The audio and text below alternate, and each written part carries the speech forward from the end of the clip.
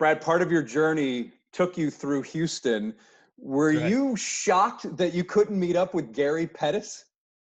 I was disappointed, so the book, one thing I like about the book is it kind of has this emotional flow to it, right? Where it starts off really strong and I do really well in California. I meet up with Rance Mulliniks and Steve Yeager and Gary Templeton and have these great experiences. So I'm kind of getting a little cocky, I guess. And I've been told that Gary Pettis is going to talk to me. The Astros guy, Steve Grand, was like, yeah, when you get here, shouldn't be a problem. And then I'm like on that long drive on the 10 to Houston, and I get a text from Steve saying, actually, Gary can't talk to you. AJ Hinch has said that he doesn't want any of his coaches talking to the media this season, which was kind of threw me for a loop. So it was actually, I didn't put this in the book, but I had actually talked to Gary like a year before. I did a story for Rolling Stone where I interviewed him. I don't know, for Smithsonian, where I interviewed him. So I had spoken to him before. So I thought, oh, this is not going to be a problem. And then I get to Houston and okay, so now I can't talk to him. So then I have my first crossroads moment where it's like, okay, what do I do? I just give up? Do I try to get to him in some rogue way? And so it's kind of a fun chapter as I talk about the different things I tried to do to get to him. And but yeah, I was disappointed I didn't get to speak to him. After a couple of chapters, I was actually saying to myself, I think the book may actually be better because you didn't get a hold of some of these guys. Do you feel that way looking back? That's exactly right. I think, yeah, not getting Vince Coleman or Pettis or Gooden and the way, I kind of got Fisk and Gooden, those stories are all so different, but the failures are as interesting as the successes. And I think, again, I always looked at this book as sort of a dramatic narrative, right? And in any kind of overarching narrative like that, you have to have conflict, you have to have tension. If everything goes great, like, it's not a very interesting book, right? So I'm kind of grateful that I got blown off by several of these guys. You went to the zoo with one player. You received hitting lessons from another. You met up with some of these players in various places. Who decided where you would meet up with these guys? Was it something that you came up with on your own, or did they suggest it? It was mostly me. Yeah. I mean, when I was laying the book out in my head before the trip, again, I was already thinking about what would make this the most compelling narrative nonfiction book possible. And, the reason why I'm such a big part of the book is because I needed some kind of bridge between the players to keep the narrative, to propel the narrative forward. Otherwise, it's just a bunch of magazine profiles stapled together. And I needed the reader to emotionally invest in me as this main character. And so I was always trying to think of it through the reader's eyes, like what would make for the most interesting reading.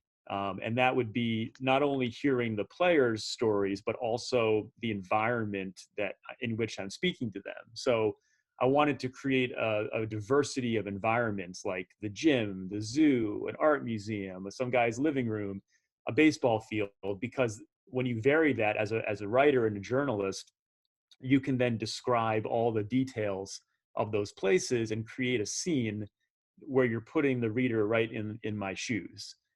And so that was very intentional to try to mix up the settings in which I met guys. Have you It, kept in it also, frankly, it also made for an easier. It I think helped lower the players' guards because it became a little more organic. We're just hanging out, doing an activity, having a conversation. That's more natural than if we just sit across the table, sipping coffee and staring at each other. have you kept in touch with any of these players? Yeah, I've been really grateful that all the guys that I talked to got a copy of the book. And I was supposed to be on the road right now doing this another gonzo kind of road trip to do a book tour. And so I think about 5 of them, Mazzilli, Templeton, Mulliniks, Carmen, Kokenauer, they were all going to make appearances with me on the tour. So that they thought highly enough, I guess, of me and the book that they were willing to do that. In the book, you also write a lot about yourself and what has happened in your life. It's really personal, deeply personal. Was that difficult to write about, or have you come to grips with a lot of what's happened in your life and how it's led you to this place? Yeah, I mean, I've had a lot of therapy. I do a lot of work on myself. I mean, the way I live my life and interact on a daily basis is very much in that sort of open book way. I mean, now I literally am an open book. So it wasn't so difficult for me to be vulnerable and to do that, but it was. I mean, it sure it gave me pause at times to like know that okay, I'm writing about my deepest secrets or struggles around OCD, and I'm going to have my dean reading this. I mean, I'm a professor. My entire work environment, everyone's going to know kind of everything about me and my flaws, and you cheat on your girlfriend, and you have all these things. Like, but I was like, you know what? I mean, I've always kind of lived my life about in the mold of this is who I am with all my flaws. If you don't like it, that's fine, but it's your choice how you're going to react to who I am. Dusty Baker, the manager of the Astros, appears in the chapter with Rick Sutcliffe. I think it's actually one of the greatest lines in the book. How did that go again? Yeah, so Sutcliffe was pissed because he had a rough 81 season. The Dodgers went to the World Series that year, and he wasn't even on the postseason roster. And Lasorda told him like he was going to give him a start towards the end of the year, and then he never did. And so Sutcliffe goes into Lasorda's office and is like, "Hey, man, you didn't follow through on your word." And apparently, I mean, Sutcliffe's like 6'7", and and Tommy, I guess, was not intimidated. In fact, Tommy kind of tried to go with him. They start to scuffle, and Sutcliffe starts cleaning out his office and knocking stuff over and throwing chairs, and he's about to smash the Frank Sinatra framed thing on the wall. And Dusty Baker walks by and he just says, "Kid, you're in trouble enough already. Don't get Frank pissed off at you too." And Sutcliffe, he just went one story after another, right? You think because he's in broadcasting, it was easier for him to open up? I do. I think like I just noticed immediately, getting in his car, that he kind of, because he's a journalist now himself, he was almost like turning the tables on me. He's like, "Hey, so what's your deal? Like, tell me about you."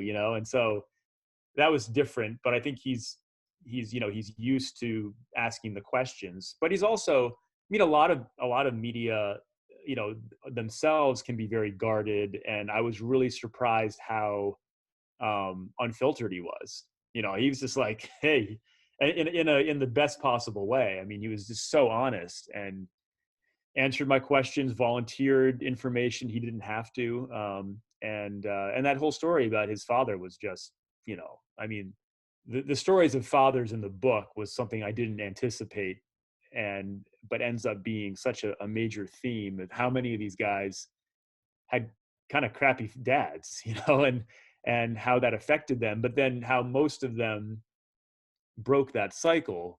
And like watching Steve Yeager, I mean, I got to literally hang out with Yeager and his son side by side and see how close they are. And to hear Sutcliffe talking about his relationship with his daughter. Randy Reddy, another great example where, his dad wasn't the greatest. And then Reddy ends up having 6 sons and basically atones for what happened to him. So yeah, it was a big theme in the book. I know everyone asks you about a sequel and you're saying no, but then you put out a tweet and you say, Hollywood's starting to contact you.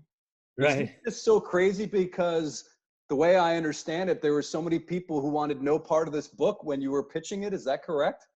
Yeah, it is very gratifying. I mean, I went back a couple nights ago and counted 38 rejections from all of the big publishing houses in New York. And I don't think the mainstream publishing industry really understands the sports market that well. And it was frustrating because the biggest knock on me was like, well, you're not famous, you don't have a platform, no one's going to buy your book basically. But even though they thought the writing was really good, which was demoralizing because, well, what do you want me to do? I mean, I can't force myself to become a celebrity.